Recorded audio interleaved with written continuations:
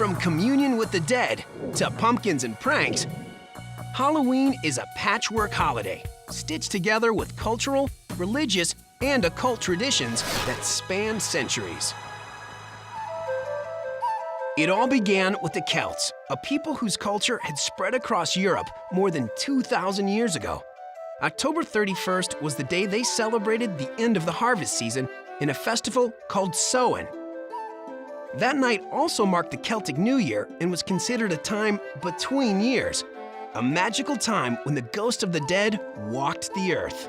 It was the time when the veil between death and life was supposed to be at its thinnest. On Samhain, the villagers gathered and lit huge bonfires to drive the dead back to the spirit world and keep them away from the living. But as the Catholic Church's influence grew in Europe, it frowned on the pagan rituals like Samhain.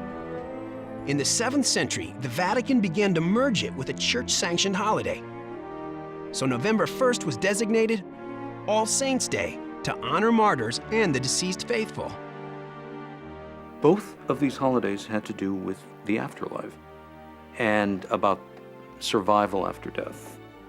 It was a calculated move on the part of the church to bring more people into the fold. All Saints' Day was known then as Hallowmas. Hallow means holy or saintly, so the translation is roughly Mass of the Saints. The night before, October 31st, was All Hallows' Eve, which gradually morphed into Halloween. The holiday came to America with the wave of Irish immigrants during the potato famine of the 1840s.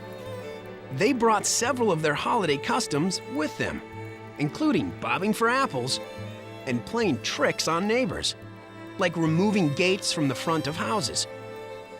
The young pranksters wore masks so they wouldn't be recognized. But over the years, the tradition of harmless tricks grew into outright vandalism. Back in the 1930s, it really became a dangerous holiday. I mean, there was such hooliganism and vandalism. Trick-or-treating was originally an extortion deal. Give us candy or we'll trash your house.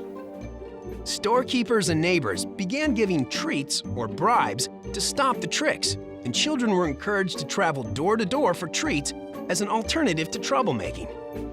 By the late 30s, trick-or-treat became the holiday greeting.